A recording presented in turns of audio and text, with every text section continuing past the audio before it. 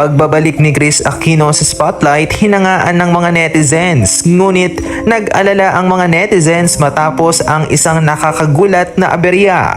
Ano kaya ito? Para sa kabuuang ulat, alamin natin ang buong detalye.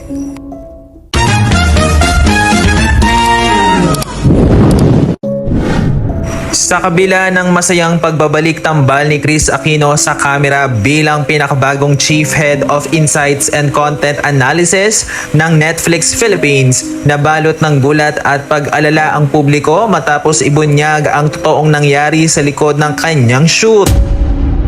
Ayon sa salaysay ng showbiz creator at kaibigan nitong si Mama Loy na naroon sa mismong taping, dumanas ng matinding sakit ang Queen of All Media nang biglang magrebelde ang kanyang rheumatoid arthritis. Dahil dito, matinding namaga ang kanyang mga binti at tuhod hanggang sa lumitaw na at umusli ang mismong hugis ng kanyang mga buto. Dahilan upang mahirapan siyang tumayo at gumalaw. Ngunit ang higit na nakakagulat sa lahat, sa halip na itigil ang taping, ipinakita muli ni Kris ang kanyang hindi mapapantayang profesionalismo kapag umiikot na ang kamera.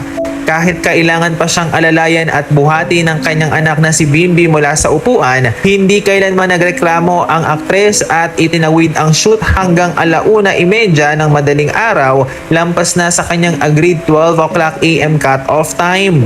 Sa bawat eksena, napanatili niya ang kanyang signature charisma at take one mastery na tila walang anumang iniindang matinding sakit. Dahilan upang lalong humanga ang mga netizen at crew sa kanyang dedikasyon.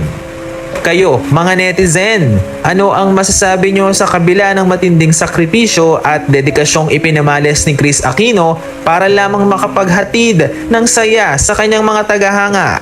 Comment down below.